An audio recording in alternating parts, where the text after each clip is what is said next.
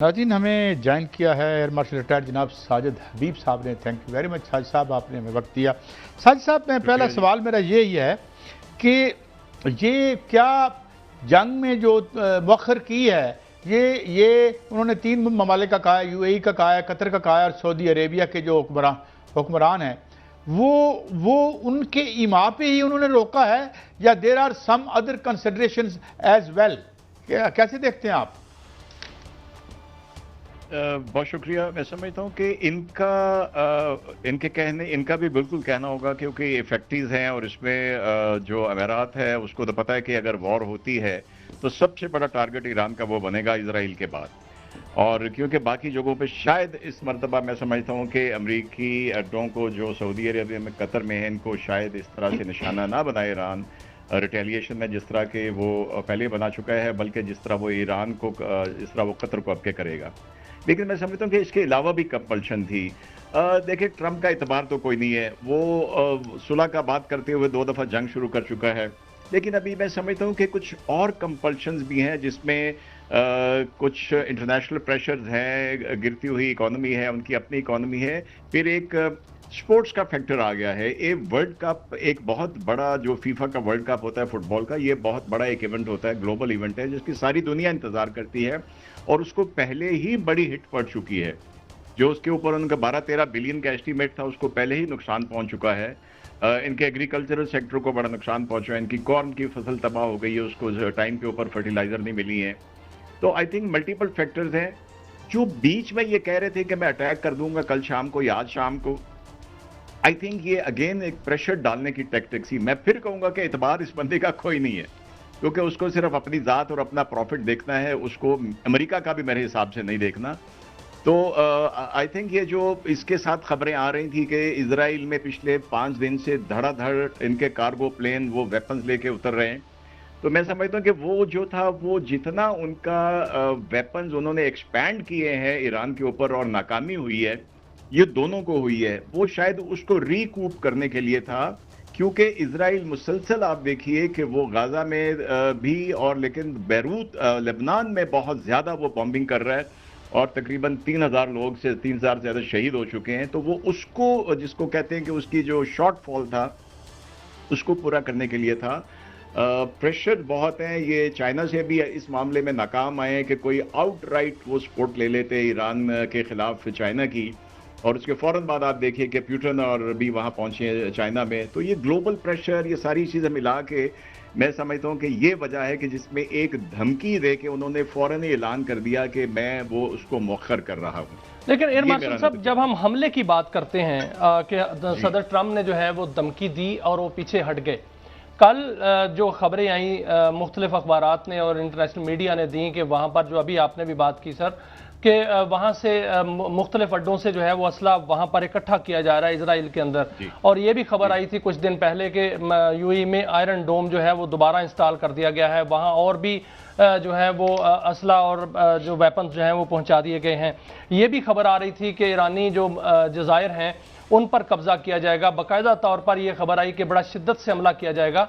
अगर ये हो जाता तो क्या इस वक्त ईरान, जो कि अपने जो पासदारान इनकलाब तो हैं ही, अवाम को भी असला दे चुके थे, क्या ईरान के पास वो कैपेबिलिटी थी कि वो इस हमले को ना सिर्फ सहार जाते बल्कि इसका जवाब भी देते? अगर वो इसका जवाब देते तो वो कितना कारी था? क्या वो उन अड्डों को निशाना बना सकते थे या उन इंस्टॉलेशंस को निशाना बना सकते थे जिनका खदशा जो है वो अरब बादशाहों ने किया ट्रंप से कि इसकी कीमत हमें चुकाना पड़ती है? देखिए, ईरान तो दीवार के साथ लगा हुआ है और मैं समझता हूँ कि शायद उनका स्टांस बड़ा हार्ड भी है कुछ चीज़ों के ऊपर।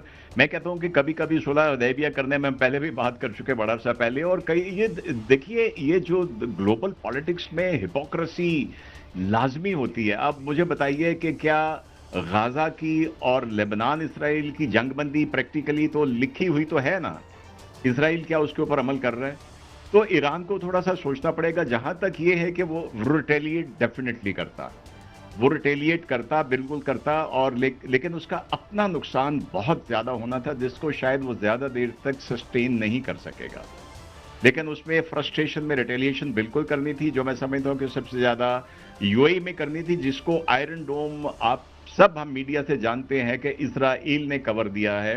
इजराइल ने उनको आयरन डोम वहां के जरिए आया है और इससे कनेक्टेड है इजराइल के साथ इनका आयरन डोम।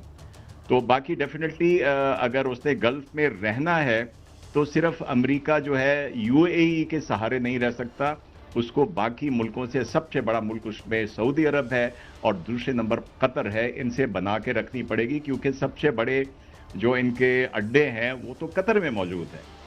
एयर मार्शल साहब, कल एक बड़ी खबर आई सर, कल एक बड़ी खबर आई। वो खबर ये थी कि इजराइल ने अपने 2 खुफिया अड्डे जो हैं वो कायम कर रखे हैं इराक में, उनके सहरा में, और वहां से भी हमले जो हैं वो ईरान पर होते रहे। और जो सऊदी अरब पर कल ड्रोन हमले हुए, उस बारे में भी ख्याल किया जाता है कि ये वहीं से ही हमला हो रहा था, क्योंकि इराक की हदूद से वो जो है वो आए थे। और जो यूएई के अबू धाबी पावर प्लांट पर हमला हुआ, एटमी पावर प्लांट पर, उसकी भी कोई अभी तक फुटप्रिंट नहीं मिले। उसके बारे में ये कहा जाता है कि वहां से ही शायद जो है वो हमले हो रहे हों, क्योंकि स्पाइलर जो है वो तो जंग बंदी नहीं चाहता, वहां अमन नहीं चाहता। पाकिस्तान का सऊदी अरब के साथ सर एक मुआहिदा है, स्ट्रेटेजिक मुआहिदा है, और ये खबर आ रही है कि वहां पर हमारे F-17 F-16 और हमारे वहां पर फौजी दस्ते भी मौजूद हैं।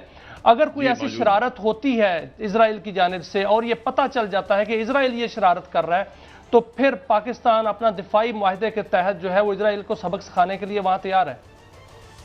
देखिए हमारा मुआहिदा बिल्कुल है, हमारे वहाँ पे F-16 मौजूद हैं, ब्लॉक 52 F-16 हमारे मौजूद हैं, हमारे पायलट्स हैं, इंजीनियर्स हैं और कंट्रोलर्स वहाँ पे मौजूद हैं।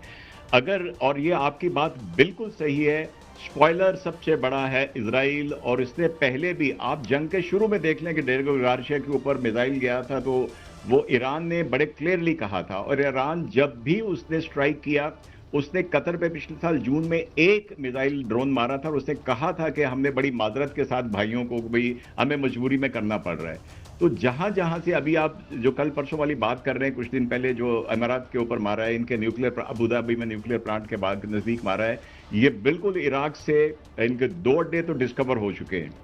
एक अड्डा पहले डिस्कवर हुआ था तो इराक में बड़ी पब्लिक ने उसके खिलाफ किया था, जिसके बाद फिर हुकूमत को कुछ उसको सप्रेस करना पड़ा, और अब ये दूसरा डिस्कवर हुआ है। तो बिल्कुल ये स्पॉइलर है।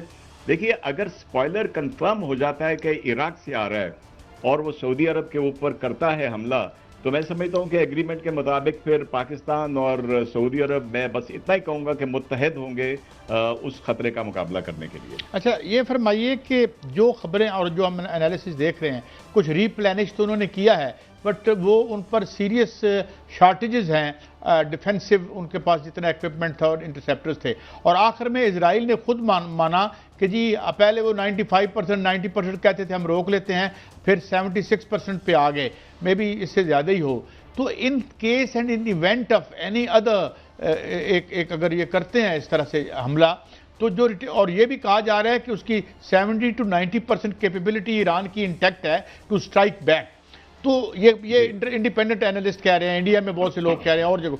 ये फरमाइए कि फिर अगर जवाबी हमला होता, अभी आपने शुरू में कहा कि शायद वो अमरीकी, यानी अगर मैंने गलत नहीं सुना तो अमरीकी जो इंटरेस्ट हैं उन पे हिट नहीं करेगा, फिर तो वो ईरान विल हिट एनीवेयर अगर ये इतना बड़ा हमला करते हैं तो। जी बिल्कुल, सबसे बड़ा तो उसका जो रिटेलिएशन ईरान की होगी वो तो इजराइल के ऊपर होगी, और दूसरा आपके हालात में मैं समझता हूं क्योंकि ईरान ने बड़े क्लियरली अब नेक्सस जो डिफाइन किया है कि अब ये इजराइल, यूएई और अमेरिका का नेक्सस है। तो अमेरिकी मफादात इन दोनों जगहों पे, जहां पे और समंदर में जहां पे मिले, वहां पे सबसे ज्यादा मैं समझता हूं कि ईरान स्ट्राइक करेगा, क्योंकि वो इन मौजूदा हालात में वो सऊदी अरब और कतर को, जिसके साथ पाकिस्तान ने सालसी करवाते हुए रीजनल लेवल के ऊपर भी इनको कनेक्ट किया है, इनको शायद बहुत ही मुहतात होके, लेकिन उसने कहा है कि अगर मैंने किया रिटेलिएट तो मैं सिर्फ जहां पे अमेरिकी अड्डे हैं वहां पर करूंगा मजबूरी में। लेकिन मैं समझता हूं कि ये बड़ी इनकी लो प्रायोरिटी होगी, टॉप प्रायोरिटी इजराइल और यूएई और बाकी। आपने एक बात समंदर की कही है, समंदर में, इसका मतलब कि वो बहरी बेड़ों पर और जो उनके वो एसेट्स हैं उनको अटैक कर सकता है, नेवी को कर सकता है।